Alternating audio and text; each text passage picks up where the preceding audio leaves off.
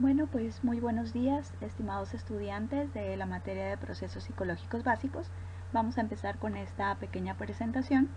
donde la intención es darle un marco o un espacio de referencia a cada una de las cosas que vamos a revisar asociadas a cada proceso psicológico. Ya revisamos en la carta que vamos a analizar atención, percepción, pensamiento y memoria.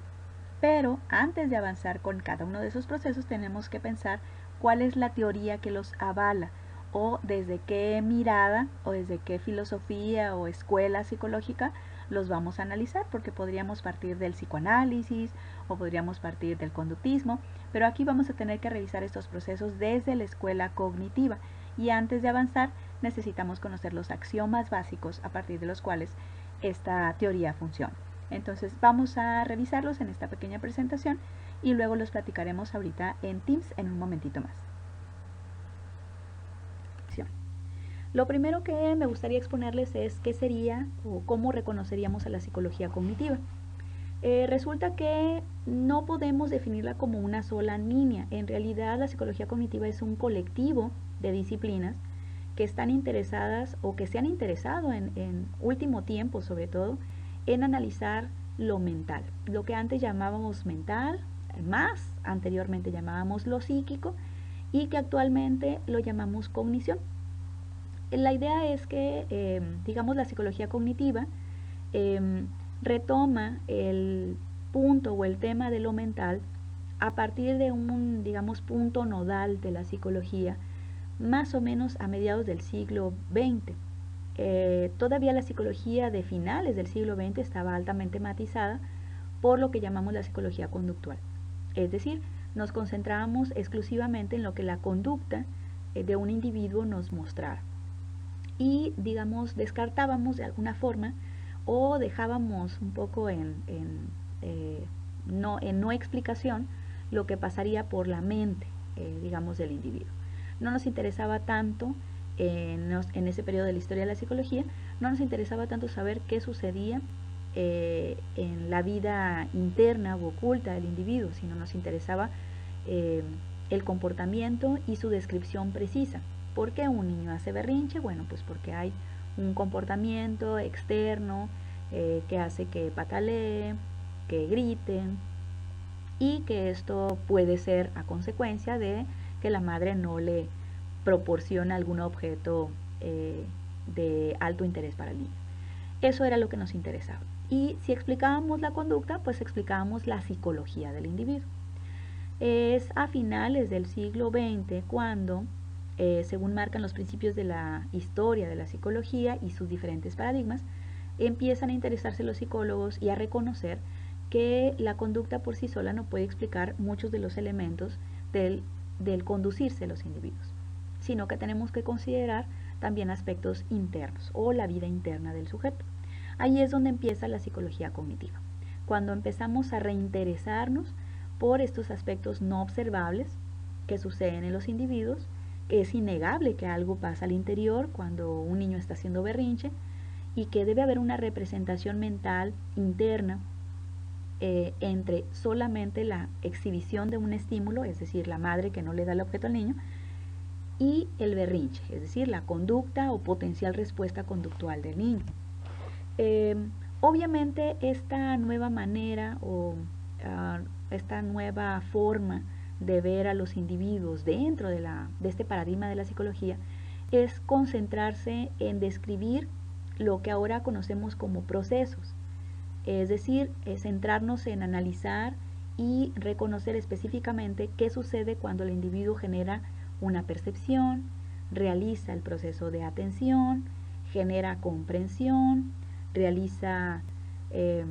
ideas o genera lo que llamamos el pensamiento, etc. Es decir, la intención de la psicología cognitiva resulta ser de una índole mucho más estructurada sobre lo que sucede en el ámbito interno del sujeto. Y tomamos procesos específicos bajo la lupa para ser analizados poco a poco. Obviamente, esta nueva corriente o este paradigma de la psicología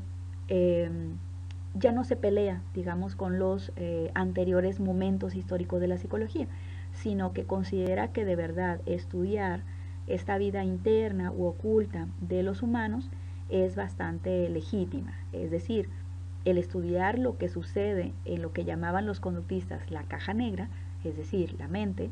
es tan válido como analizar la conducta misma. Así que a partir de este reconocimiento de que lo mental es tan válido como lo que es externa, bueno, pues la psicología cognitiva esa resulta ser como el elemento angular. ¿Cuál es el objetivo principal entonces de la psicología cognitiva y que vamos a retomar en este curso para ir entendiendo cada vez mejor los procesos cognitivos? Precisamente es el análisis y descripción de estas representaciones ocultas o internas. Hay varios nombres que se les puede dar a estas representaciones. Los pueden encontrar ustedes en las lecturas de la psicología cognitiva o pueden reconocer que es una lectura cognitiva cuando el texto les dice que va a revisar un esquema de la atención o cuando se dice que hay que revisar una imagen mental de la comprensión de un texto o cuando hablamos de las reglas o las estrategias que un individuo sigue para resolver un problema, o cuando se dice en una lectura o un autor menciona que hay un guión mental para que el niño se comporte de tal forma cuando hace un discurso verbal, por ejemplo, etc. Es decir, la psicología cognitiva buscará analizar y describir estas representaciones o estos diferentes conceptos y también, por supuesto, saber cómo se relacionan entre sí. Es decir, si en este caso un guión mental sobre, por ejemplo, el lenguaje verbal en un ambiente determinado está influido por una estrategia de memoria. Es decir, cómo se relacionan estos procesos y por supuesto también es de alto interés para esta disciplina o para esta área en particular saber cómo es la estructura de ese esquema o de ese guión. Por supuesto, esta vertiente de la psicología o este campo de la psicología se va a concentrar en la mente del individuo, es decir, si acepta que existe un entorno o un medio ambiente, como lo vería, por ejemplo, las teorías de Vygotsky, ¿sí? Más socioculturales, pero no le interesa tanto cómo interactúa el individuo en estas representaciones mentales con los demás, sino cómo operan dentro del sujeto y cuáles son las características de su funcionamiento al interior de la persona. Y por supuesto, esta corriente de la psicología o esta línea de explicación de la psicología le interesa mucho más explicar por sí solo el proceso. Por ejemplo, imagínense que a esta área de la psicología le interesa saber, una vez que entra la información por el ojo, por ejemplo, cómo es que esta información visual se queda grabada en la memoria, cuáles son las diferentes fases por las que transita, si se modifica la imagen, si en algún momento alguna parte del sistema cognitivo puede modificar esa imagen porque el individuo quiere ver ciertas cosas o no. Eso le interesa, más que reconocer cómo el proceso está involucrado con la cultura o incluso con los procesos afectivos que tenga el individuo hacia afuera. Más bien interesa la propia mente del sujeto y cómo opera. ¿Sí? Ahora bien, si esta es la corriente de la psicología y considera que existen estas representaciones mentales, ¿qué podemos decir que es precisamente la cognición? ¿O cómo se conceptualiza? Esta sería una potencial definición que intenta acercarse a lo que definirían las diferentes disciplinas que aportan a la psicología cognitiva. Y podría ser esta representación interna de información, la cual es procesada por un órgano, y este órgano es el cerebro. La cognición entonces está atada directamente a lo que ustedes pueden ver como la palabra información. Esta condición de dar tanta importancia a la información viene desde el considerar que un individuo es un sujeto que continuamente intercambia información con su medio ambiente. y que este intercambio continuo entre el sujeto y el medio da pie a que un individuo tenga que procesar lo que existe en el medio circundante. Este procesar se llama así porque el individuo siempre va a generar una modificación a lo que obtenga del medio ambiente. Es decir, en el medio ambiente existe energía electromagnética, pero en la mente de los individuos se convierte, una vez que transita a partir del ojo y toda la vía visual, se convierte finalmente en una imagen. Esa imagen no es necesariamente lo mismo que la información, lo mismo que la energía electromagnética, sino que es una traducción creada por nuestro órgano cerebral para que tenga sentido para el individuo. Este es un paso crucial y los teóricos de la cognición le llaman procesamiento de la información. Esto considera entonces que para que un individuo tenga percepción, memoria o simplemente se amarre las agujetas del zapato y lleve a cabo esta tarea, necesita un conjunto de procesos, es decir, estos cambios de datos que ocurren desde el contexto hacia el interior de la persona y que el cerebro los modificará. El cerebro hace códigos, hace cambios de esta información externa que creemos que se llama realidad, pero al final se convierten en un dato distinto al interior del órgano cerebral. Y el cerebro entonces, a través de la evolución, por supuesto, como órgano, ha encontrado maneras, formas de representar este contexto al interior y que tenga sentido. Sentido perceptual, pero también sentido para cada uno de los diferentes procesos. Es decir, si nosotros tenemos visión, si tenemos audición, son canales diferentes y cada uno puede procesar la información diferente porque están en un nivel de energía distinto. En el caso de la visión, procede ese cambio o ese proceso de la información del contexto, procede de cambiar energía electromagnética a algo que llamamos imagen. Y en el caso de la audición, se cambia la vibración del aire, se cambia a algo que llamamos sonido. Entonces, no son la misma cosa lo que está fuera del individuo a lo que está interno, simplemente porque nuestro cerebro se encarga de procesar dicha información y hacerla entendible para el individuo. Por supuesto, la cognición no ocurre como resultado de un proceso único, como ya vimos ahora, es decir, la visión es un proceso y la audición será otro. Cada uno de estos diferentes entradas de información al órgano cerebral lo hacen de manera distintiva. Por lo tanto, la cognición como palabra o como etiqueta que nos sirve para hablar de todo lo que hace el cerebro, en realidad se convierte en una actividad compleja. Y entendemos que el cerebro, particularmente el humano, por supuesto, no puede generar esta actividad compleja que llamamos lenguaje o pensamiento con un solo proceso, una sola acción, sino que se realiza como una colección de procesos. Es decir, si ahora ustedes me escuchan y comprenden lo que estamos charlando, no se realiza por un solo elemento de procesamiento de la información. En realidad hay varios niveles de procesamiento. Escuchan estos sonidos que entran a su audición y ustedes tendrán que generar un proceso de comprensión, así que van a tener que codificar estos sonidos, aparte tienen que cotejarlos con información que está en su memoria y luego tienen que tomar una decisión de si esto que les estoy diciendo es real o no, y después todavía tomar decisión de si se quedan con este dato para el futuro o no. Es decir, la actividad compleja que llamaríamos comprensión verbal, pues no está solamente asociado a un proceso único, sino que es un colectivo de como decíamos, entonces, la palabra clave para hablar de la psicología cognitiva cuando nos referimos al concepto de cognición es que hablamos en particular del procesamiento de la información. ¿Sí? Es decir, este concepto llamado procesamiento de la información es la base de la psicología cognitiva. Entendemos entonces que los seres vivos, en particular los humanos, y sobre todo si tenemos un sistema nervioso, van a tener que hacer esta codificación, van a tener que hacer este cambio de información externa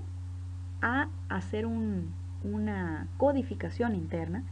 que le permita al individuo utilizarla para adecuarse a su medio o para resolver tareas. En este sentido, entonces la información que entra al órgano cerebral se considera una entrada, es decir, es un elemento que sucede en el contexto, en el medio ambiente, y se va a adquirir o se va a trasladar al cerebro a través de órganos especializados. Estos órganos los consideramos como órganos sensoriales. Ustedes conocen, por ejemplo, los ojos como el órgano o el oído como el órgano. La piel sería otro. Incluso los folículos pilosos son otro órgano porque en su base tienen ciertos sensores, etc. Entonces, esta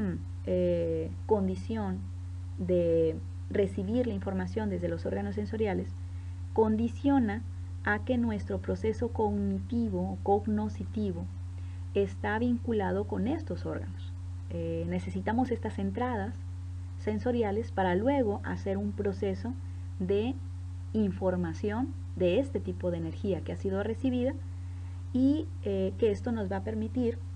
a poder hacer incluso un comparativo entre la información que acaba de ser recibida por los órganos con aquel otro tipo de información que ya está al interior, digamos, del individuo y que puede ir cotejando, guardando, cambiando o modificando según sea necesario. Así que en ese sentido, vuelvo, la etiqueta denominada procesamiento de la información hay que recordarlo como el elemento clave de la psicología cognitiva. Consideramos que los organismos en esta forma de ver la psicología son procesadores activos de lo que sucede en el contexto y que siempre está codificando este medio ambiente, recibiendo entradas de información y generando un proceso interno de reinterpretación o de ajuste de esta información del contexto con incluso información que ya puede estar al interior del sistema. Cuando hablamos de procesamiento de la información, entonces tendríamos que considerar que hay principios generales o como ciertos axiomas que pensamos sobre la psicología cognitiva y que tenemos que tener en mente para explicarnos cada uno de los procesos cognitivos que vamos a analizar en el transcurso de esta materia. Lo primero es que sabemos que los procesos cognitivos como la percepción, la memoria, la toma de decisión son de alguna forma asociados o parecidos a lo que hacen las computadoras. Es decir, hay una combinación de la información que viene desde los sentidos, así como cuando ustedes escriben en la computadora o se escanea una imagen para introducirla a la computadora, y esta información que viene desde el exterior se convierte en algún tipo de símbolo o toma una codificación que sea entendible para el sistema. Recuerden que en el caso de los humanos, o en el caso de aquellos organismos con sistema nervioso, asignamos la palabra transducción a este proceso que hacemos del cambio de información entre una recepción sensorial, por ejemplo, otra vez, estos cambios electromagnéticos que suceden frente a nuestro órgano ocular, tiene que entrar al órgano, ser recibido por él y luego ser cambiado. Adentro de las neuronas y del cerebro no existe energía electromagnética, sino que este concepto llamado energía de luz o fotón en realidad se convierte en imagen. Y esa imagen sería ese símbolo que el cerebro sí puede entender y sí puede usar y sí puede generar algún tipo de comportamiento. Por lo tanto, uno de los elementos esenciales o parecidos entre la computadora y el cerebro humano en particular es que los dos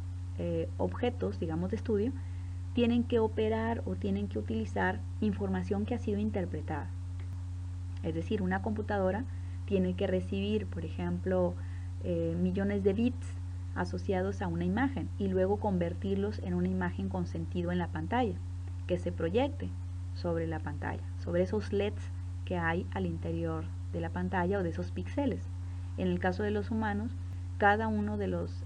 elementos del fotón que han entrado a través del ojo se tienen que interpretar ahora como una imagen. Que tenga o no sentido, eso ya será otra cosa, pero deben ser interpretados. No se toma el dato puro, sino que ha sido cambiado. Y por supuesto, una vez que la computadora recibe una imagen escaneada o el cerebro recibe el impacto de estos fotones de una cierta figura, entonces los dos sistemas o los dos elementos, computadora y cerebro, deben emitir una respuesta en relación con esa información recibida y esa operación cognitiva que se ha realizado, y que deberán de generar una respuesta también con órganos o dispositivos que están ahí precisamente para ese tipo de respuesta. Es decir, si en este caso estamos señalando que la computadora recibe un escaneo de una imagen, bueno, la pantalla de la computadora se vuelve entonces el dispositivo a través del cual se puede visualizar lo que hemos escaneado. En el caso del cerebro o del órgano humano, estaríamos hablando que el ojo es el que transporta y codifica o participa en la codificación de un fotón recibido en la retina, pero luego puede ser que esa imagen sea agradable o desagradable, y entonces tenemos, por ejemplo, los músculos faciales con los cuales responderemos a esa imagen. Si estamos observando la imagen, por ejemplo, de un jugo que acaba de ser derramado sobre nuestro escritorio, pues entonces nuestra expresión facial, es decir, sería este dispositivo que en su momento podría participar de la respuesta visual de desagrado, una vez que ha sido interpretada, por supuesto. Entonces, los dos objetos, tanto la computadora como el cerebro humano, tienen también ciertos dispositivos o ciertas partes de su sistema elaborados para generar una respuesta ante la recepción de información. Un segundo axioma se relaciona con que tanto la computadora como el cerebro no pueden trabajar con cantidades infinitas, digamos, de información, sino que generalmente tanto el cerebro humano como la computadora obtienen información en estos bits o en estas porciones pequeñas pero significativas que permitirán que se realice toda la actividad posterior. Por ejemplo, dice acá en esta diapositiva que la actividad cognitiva, dice que media entre el estímulo y la respuesta, se va a concebir como un flujo continuo susceptible de ser descompuesto en diferentes procesos, los que a su vez también pueden ser descompuestos en otro. Por ejemplo, si nosotros hablamos de la comprensión verbal o del lenguaje y el subcomponente llamado comprensión verbal, resulta que el órgano del oído, por ejemplo, puede recibir tanto sonidos verbales como no verbales, es decir, los dos tipos de informe, pero no hay una subdivisión mayor. El cerebro humano utiliza información audible y es reconocible o bien como un sonido dentro de la lengua o bien como un sonido de la naturaleza. Pero teniendo apenas esta división dicotómica de dos caminos, con apenas esta división, el cerebro humano es capaz de poder diferenciar una gran cantidad de circunstancias auditivas. Es decir, en este caso, un solo órgano como el oído recibe estas vibraciones del aire, pero el cerebro apenas, si tiene que tomar decisión de estas vibraciones, su primera decisión tiene que ser si es información relativa hacia la comprensión del lenguaje o si es información auxiliar del lenguaje o que pertenezca a sonidos del ambiente. Y esto sucede para cualquier sonido, ya sea que un individuo escuche el sonido de un tren que se acerca o que escuche que alguien toca la puerta. Es decir, hay infinidad de sonidos en la naturaleza, pero el cerebro utiliza una misma operación, es decir, o pregunta si es de la naturaleza o si es del lenguaje. Por lo tanto, apenas dos operaciones muy pequeñas o dos pequeñas partes de toda la cadena del lenguaje forman parte de un proceso mayor que llamamos tal cual lenguaje. Así que tanto en la computadora como en el cerebro se considera que hay como pequeñas partes o grupos pequeños, pero muy esenciales, de componentes o de partes de esta actividad cognitiva, y que entendiendo las partes específicas podemos entender, digamos, el todo. Un poco como si dijéramos si la suma de las partes nos da a entender la totalidad. No es tal cual este principio, pero sí en la psicología cognitiva se reconoce que si identificamos estas operaciones esenciales, podemos entender por qué sucede el pensamiento o por qué sucede la percepción. Otra de los axiomas importantes de procesamiento de la información se relaciona con que cada uno de los procesos que se dan en forma individual operan de una manera muy organizada, muy sistemática. Es decir, tanto en la computadora como en el cerebro humano hay, digamos, rutinas o esquemas específicos dentro de ciertas operaciones o dentro de ciertos procesos de almacenamiento que cuando están unificadas y se combinan con otras operaciones, se vuelven cada vez más sistemáticos y pueden generar comportamientos o lo que llamamos aquí programas de alto nivel. Por ejemplo, si estamos pensando en la memoria, aparece aquí en esta diapositiva que la memoria tiene varias tipologías. Podemos hablar de la memoria desde el punto de vista del almacenamiento en el tiempo, ya sea que se registre en forma sensorial. Por ejemplo, la memoria puede registrar de manera rápida cualquier imagen, sonido o esquema táctil que suceda, pero este almacenamiento será muy corto. Luego hay otro tipo de condición de la memoria llamada memoria a corto plazo, que bueno, implica ya una organización del dato recibido y codificado, y que seguramente puede permitirnos ya algún tipo de condición consciente de esa información y que podemos usarla como quien nos dice el número de teléfono de alguien y tratamos de recordarlo durante algún momento. Y hay otro componente de la memoria que llamamos memoria de largo plazo, en donde el individuo ya ha codificado una información recibida y la ha resguardado para futuros accesos. Y este acceso debe ser muy consciente para el individuo en el futuro. De tal manera que cada uno de los procesos que vemos aquí o de las tareas que vemos aquí tienen sus propios mecanismos,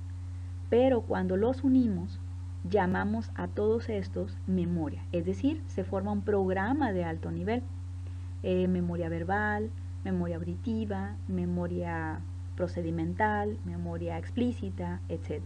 Utilizarán estos componentes.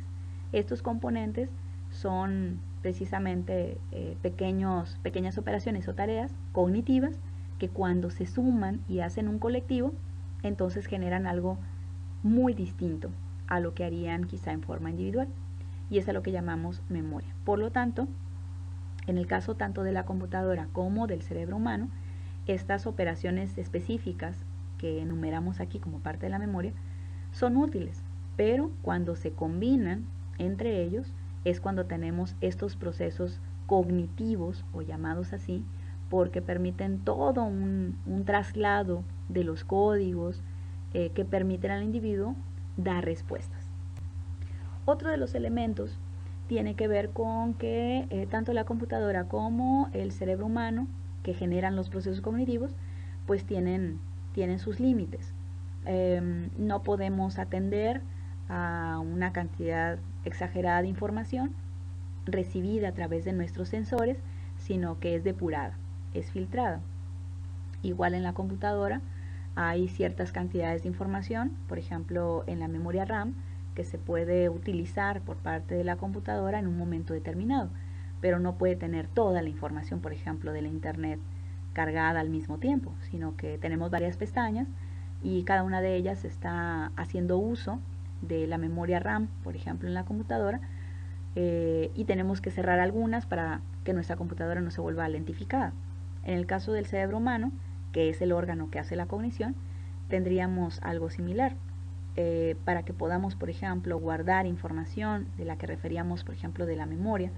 bueno, pues se necesita un cierto tiempo para que se registre a nivel sensorial. Luego, estos sensores tienen también limitantes, no podemos observar todo el ambiente, sino solo ciertos componentes esenciales del ambiente que son separados de los relevantes e irrelevantes, y después esos van a pasar a la memoria de corto plazo, la cual también tiene una temporalidad o un tiempo de caducidad determinado, y finalmente el acceso a la memoria de largo plazo solo se dará una vez que estos recuerdos o estas formaciones llamadas recuerdo tengan un sentido para el individuo. Entonces, en ese sentido, también el órgano cerebral humano pues tiene límites. No es posible procesar cantidades exageradas de información, quizá en un mismo tiempo, sino en forma gradual, y la mayoría de los procesos tienen ciertas condiciones que llevan a posibilidades de sobrecargar un sistema, lo cual haría que ese proceso llamado percepción o memoria o motricidad no se pudiera dar porque está sobrecargado o porque hay una excesiva exigencia sobre el sistema.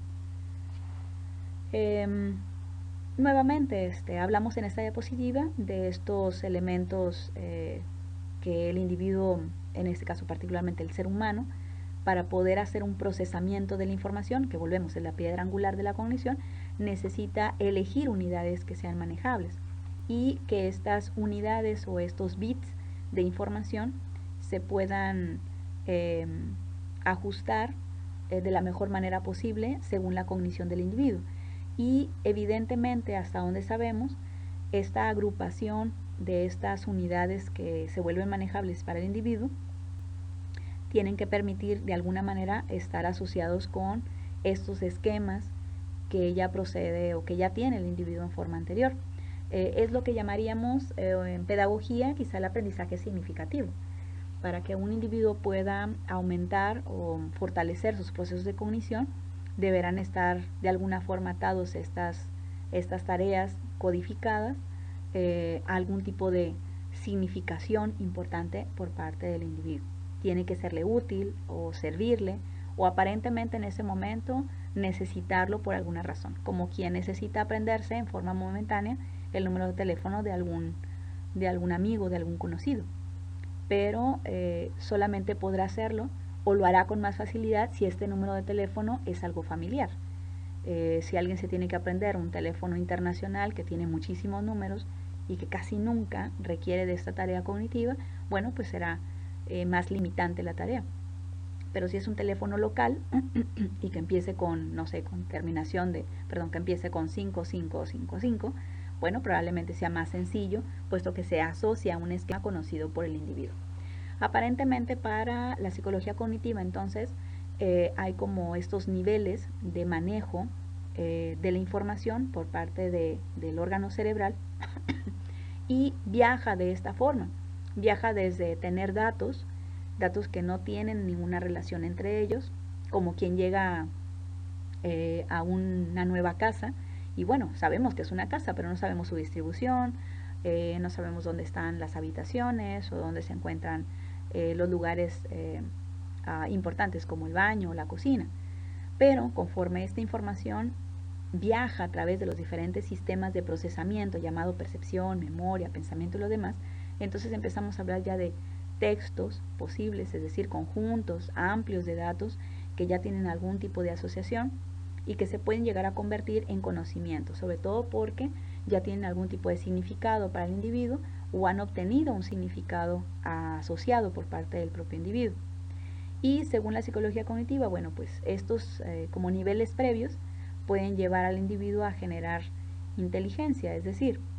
poder utilizar la información previa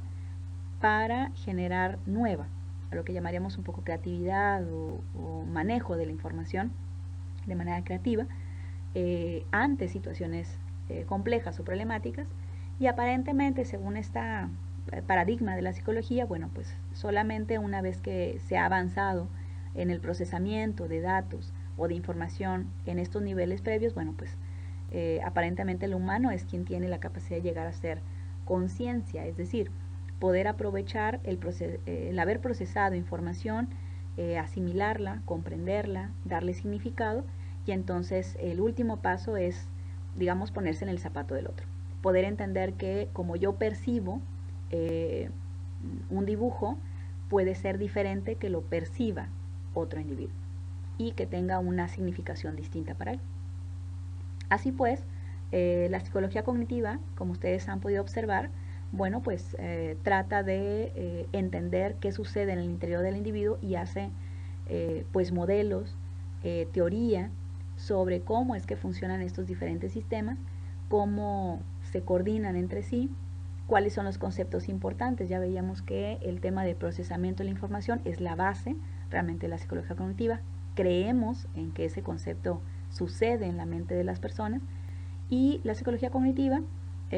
junto con cada vez más las áreas de neurociencia, como la neuropsicología, la psicología biológica,